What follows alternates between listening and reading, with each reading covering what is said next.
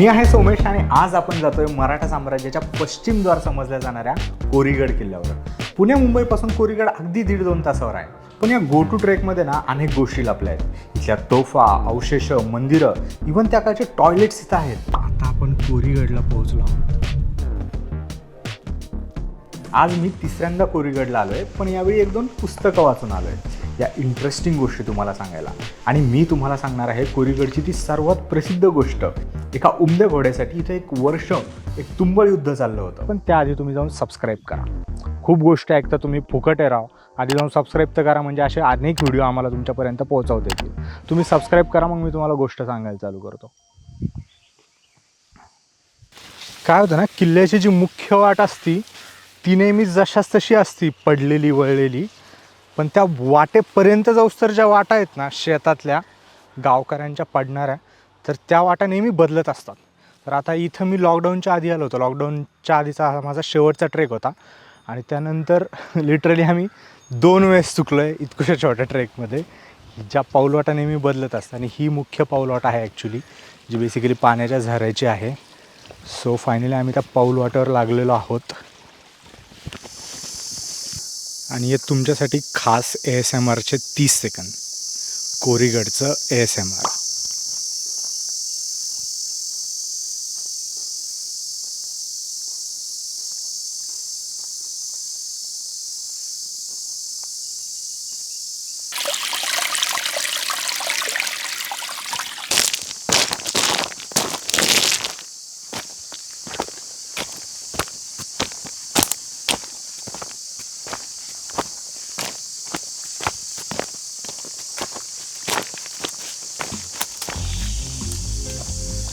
तर गोष्ट आहे ही कोरीगडची सर्वात प्रसिद्ध गोष्ट ही आहे 17व्या शतकाच्या उत्तरार्धातली गोष्ट। म्हणजे समजत नसेल तर 1650च्या जरा नंतरची। तर एक कोळ्यांचा सरदार होता ज्याचं नाव होतं लुमाजी भोकरे। महाड गाव सगळ्यांना माहीत असेल। महाड गावाच्या जवळ एक पिंपळगाव होतं। त्या पिंपळगावामध्ये हा सरदार राहायचा आणि त्याला ना सरनाईकी करण्याचा खूप शौक होता। सो त्याला महत्त्वाकांक्षा होते की मला सरनाईक बनायचं आहे बाबा। तर त्याने काय केलं, याच्यासाठी तेव्हाचा जो निजाम होता त्या निजामाला म्हणलं, एक आमिष दिलं त्याने निजामाला की भाई कोरीगडवर एक उमदा घोडा आहे, तो घोडा तुमच्या पागेत असणं खूप गरजेचं आहे। जर का तो घोडा तुमच्या पागेत असला तर तुम्हाला काहीतरी धनदौलत भेटेल, खूप छान घोडा आहे। तर या आमिषाला तेव्हाचा निजाम भुलला आणि त्याने जेवढे पैसे पाहिजे तेवढे या लुमाजी भोकरेंना दिले। लुमाजी भोकरेंनी काय केलं तर त्यांनी 52 खोऱ्यातील कोळ्यांना एकत्र केलं आणि त्यांनी या कोरीगडला हरवायचं ठरवलं। कोरीगड भोवती त्यांनी एक वेढा टाकला, पण त्यांच्याकडनं कोरीगड काही पडला नाही। तर कोरीगडचा हा जो वेढा होता तो तब्बल 1 वर्ष चालला। 1 वर्ष, कॅन इमॅजिन की 1 वर्ष किल्ल्याच्या चारी भोवती सैन्य आहे आणि किल्ला काही शरण येत नाही आहे। आता जरा गोष्टी पॅनिक मोडवर व्हायला लागल्या। लुमाजी भोकरेंना पैसे देऊन 1 वर्ष झालं तरी सुद्धा कोरीगड त्यांना शरण येत नाही आहे। हे बघून तेव्हाचा जो निजामांचा हवालदार होता तो पॅनिक झाला। तो बोलला की यार भाई हे काय चाललंय, जर का तुम्ही आता 1 महिन्यात हा किल्ला आम्हाला शरण आणून नाही दिला तर मी तुम्हाला जीवे मारून टाकेन। या धमकीने लुमाजी भोकरेंचे सरदार, त्याच्यासोबतचे कोळी सरदार घाबरले। पण त्याचे जे सवंगडी होते ते बोलले की नाही, आपण हार नाही पत्करायची। आणि त्यांनी काय केलं की लाकूड तोडायचा वेश परिधान केला आणि या किल्ल्याच्या आत शिरले। किल्ल्याची पाहणी केली आणि त्यांनी फायनली काय म्हणते ते तोडून राज्य कराय ना तसं केलं की त्यांनी इथले जे पहारेकरी होते तटावरचे त्यांना लाच दिली आणि एक वाट दाखवले। त्या वाटेने त्यांनी दोर सोडले, त्या दोरीला गाठी मारल्या जेणेकरून पायाचा अंगठा आणि पहिलं बोट याच्यामध्ये ते लटकवून त्यांना वर येता येईल। अशा प्रकारे त्यांचे जवळजवळ 60 ते 70 कोळी सैनिक वर आले आणि त्यांनी किल्ल्यातील आतमधल्या सैनिकांशी युद्ध केलं। या युद्धामध्ये त्यांनी किल्ल्याचा मुख्य दरवाजा उघडला आणि ही योग्य वेळ साधत भोकरे यांनी काय केलं तर तो जो उमदा घोडा होता तो पागेतनं पळवला। ते पागेत गेले, तो घोडा पळवला। तितक्यात किल्ल्यावरच्या एका सैनिकांचं लक्ष त्यांच्याकडे गेलं। त्या सैनिकांनी बंदूक घेतली, त्यात दारू ठासली आणि बरोबर निशाणा मारला त्याच घोड्यावर आणि तो इतका उमदा घोडा एका गोळीमध्ये मरण पावला। इतकी ही इंटरेस्टिंग गोष्ट कोरीगडावर झाली आहे, ज्याच्यासाठी 13 महिन्यांचं युद्ध झालं। पण फायनली निजामाला हे लक्षात आलं की लुमाजी भोकरे यांचा पराक्रम तर आपण इग्नोर करू शकत नाही, म्हणून त्यांनी त्यांना स्वतःच्या सैन्यामध्ये एक महत्त्वाच्या पदावर अधिकारी म्हणून नेमलं। लेट्स सी अजून आता आपल्याला किल्ल्यावर काय काय दिसतंय.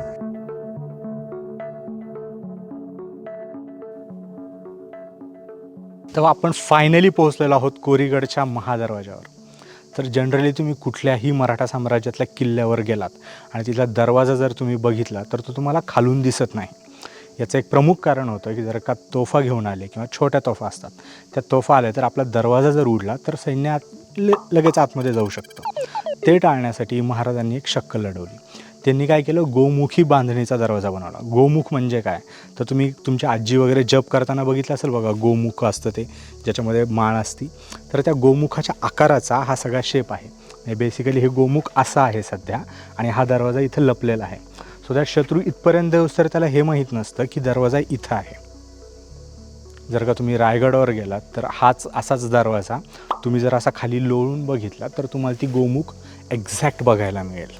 हा दरवाजा या बुरुजाच्या मध्ये लपलेला असतो. सो दॅट खालून कोणी जरी शत्रू आले किंवा तोफ टाकायची असली तर त्यांना सध्या दरवाजा दिसतच नाही आहे. तुम्हाला इथपर्यंत येऊस तर सुद्धा हा दरवाजा दिसत नाही. त्याच्यामुळे शत्रू अचानक इथपर्यंत आल्याच्यानंतर त्याला वळून काहीतरी ओंडका घेऊन तो दरवाजावर मारण्या इतपत त्याला तिथं जागाच मिळत नाही. आणि मीन व्हाईल ज्यावेळेस इथपर्यंत शत्रू येतो तोपर्यंत आपण या खोबण्यातनं दगड, तीर, भाले, बंदुका या सगळ्यातनं त्यांच्यावर हमला करू शकतो आणि हा हल्ला परतवू शकतो. गनिमी कावा आणि स्ट्रक्चरल डिफेन्स मॅकॅनिझम याचं हे उत्तम नमुना आहे. आणि फक्त हाच किल्ला नाही तर मराठी साम्राज्यातला प्रत्येक किल्ला त्या स्थापत्यशास्त्राचा एक उत्तम नमुना आहे. सो इथनं सुरुवात केली आपण. चला बाकीचा किल्ला बघूया, अजून अशा काय काय गोष्टी सापडत आहेत ते.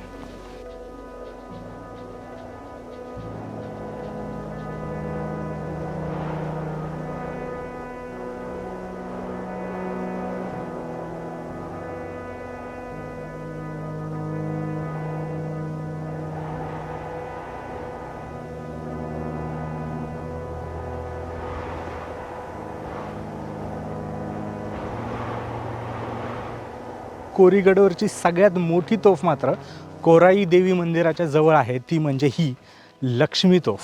लक्ष्मी तोफ जवळजवळ 2 ते 2.5 मीटरची आहे आणि ही या किल्ल्यावरची सगळ्यात मोठी तोफ आहे. मला वाटतं मराठा साम्राज्यातली ही सगळ्यात मोठी तोफ आहे. मी शुअर नाही आहे, पण शिवकालीन तरी एवढी मोठी तोफ माझ्या बघण्यात नाही आहे. तुम्ही सांगा जर कुठे असेल तर कमेंटमध्ये फोटो टाका. तर ह्या एवढ्या मोठ्या तोफेचा सगळ्यात मोठा पार्ट आहे, सगळ्यात महत्त्वाचा पार्ट आहे तो म्हणजे हे छोटंसं छिद्र.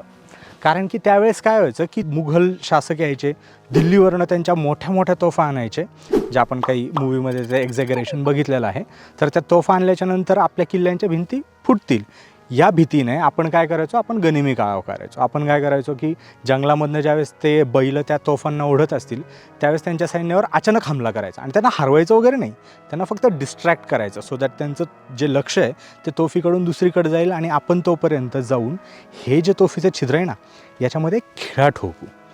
जर का कितीही मोठी तोफ असली त्याच्या जर का या छिद्रामध्ये जर का तुम्ही खिळा ठोकला तर तिथं वाट टाकता येत नाही. सो किती का मोठी तोफ असताना ती निकामी होती आणि यालाच तोफ बहिरीकरणं म्हणतात. आणि आपण या गावामध्ये एवढे पक्के होतो त्यासाठी आपल्या किल्ल्याच्या भिंती फोडू शकतील अशा तोफी महाराष्ट्रापर्यंत खूप कमी आल्या. आणि ही लक्ष्मी तोफ त्याच मराठा साम्राज्याच्या शौर्याचे एक प्रतीक आहे. आणि आता आपण जाऊया कोराई माता मंदिर बघायला. Let's go. कोरीगडच्या नावाच्या मागची दुसरी गोष्ट मी तुम्हाला सांगणार होतो. ती दुसरी गोष्ट आहे ही कोराई माता मंदिर. कोराई मातेच्या देवळीत असल्यामुळे या किल्ल्याला कोरीगड असं नाव पडलं, असं एक स्थानिक लोकांचा समज आहे. या मंदिराविषयी अजून एक इंटरेस्टिंग गोष्ट आहे, ती म्हणजे एक प्रॉथर नावाचा इंग्रज अधिकारी होता. तर ज्यावेळेस 1818ला इंग्रज आणि मराठा हे युद्ध झालं आणि इंग्रजांनी महाराष्ट्रातल्या जवळपास सगळ्या किल्ल्यांच्या पायऱ्या फोडल्या, नासधूस केली, कारण की त्यांना वाटायचं की याचाच आधार घेऊन इंग्रज आपल्याविरुद्ध परत एखादा उठाव होऊ शकतो. तर त्यावेळेस ज्यावेळेस कोरीगडचं नुकसान झालं, प्रॉथर ज्यावेळेस कोरीगडवर आला त्याने इथल्या देवीवर काही दागिने बघितले. त्या काळी त्या दागिन्यांची किंमत 500 रुपये होती आणि इथले दागिने उचलून त्याने ते दागिने मुंबईच्या आपल्या मुंबादेवीला अर्पण केले किंवा तिथे ठेवले. तर त्याच्यामुळं असं या किल्ल्याचं मुंबईसोबत ते सुद्धा एक कनेक्शन आहे. कोराई मातेच्या मंदिरासमोरच हे एक शिल्प आम्हाला दिसतं आहे. ह्या शिल्पाची माहिती दुर्दैवाने मला काही काढता आली नाही. जर तुमच्यापैकी जर कोणाला माहीत असेल तर मला नक्की कळवा कमेंटमध्ये. वाट बघतोय.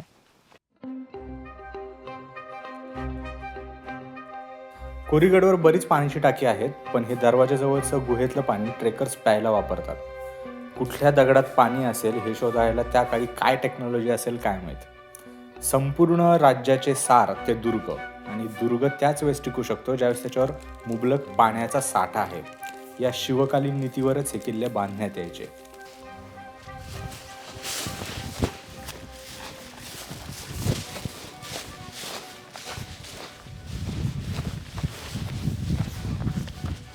यास सापडलं. एक भयंकर इंटरेस्टिंग गोष्ट फायनली मला सापडलेली आहे. कारण मी म्हणलं तसं किल्ल्याची डागडुजी झाली, असो बऱ्याच भिंती पाडल्या, नव्या बांधल्या, त्यासाठी मला जे पाहिजे होतं ते सापडत नव्हतं. आणि मी सगळ्यांना सांगून ठेवलं होतं, सो सगळा ग्रुप पण एक्सायटेड झाला होता की किल्ल्यावर शौचास जायची काय सोय होती, टॉयलेटची काय सुविधा होती बाबा. तर किल्ल्यावर होते ड्राय लॅट्रिन्स, आणि ते भिंतीत असायचे. तर ड्राय लॅट्रिन्स भिंतीत का असायचे बाबा, तर ते भिंती त्याच्यासाठी असायचे की पहारेकरी असायचे भिंत्यांवर, तर कोणी झोपू नये किंवा किल्ल्यावर कोणाचं लक्ष कमी होऊ नये म्हणून जागता पहारा असायचा. की एक किल्लेकरी इथनं मशाल घेऊन जाणार तिथपर्यंत, मग तो दुसऱ्याला देणार, तो तिसऱ्याला देणार, असं सगळेजण फिरत राहणार. आता हे पहारेकरी ही जागा सोडून दुसरीकडे कुठं जाऊ नये, म्हणजे आजकाल जातात ना सर आलोच जरा आणि गायब होतात एम्प्लॉई, तर तसं काही होऊ नये म्हणून इथंच त्यांची शौचाची व्यवस्था केलेली असायची. तर इथं बघू शकता 2 दगडांच्या मध्ये छिद्र आहे, डायरेक्ट मलमूत्राची विल्हेवाट किल्ल्याच्या बाहेर. सो इथं चढायला पायऱ्यासुद्धा आहेत आणि भिंतीत एकदम कोरलेलं आहे. सो अशा भिंतीत आता मला कमीत कमी 6-7 तरी सापडलेत. अशा प्रकारे आपला किल्ला फिरून झाला आहे, तुम्हाला दाखवून झालं आहे, गोष्टी सांगून झालेत आणि तिथल्या किल्ल्याबद्दलच्या सगळ्या फोर्टिफिकेशन्सची इन्फॉर्मेशन पण झाली आहे. तुम्हाला पुढच्या भागात कुठल्या किल्ल्यावर जायला आवडेल ते मला कमेंट करून नक्की सांगा.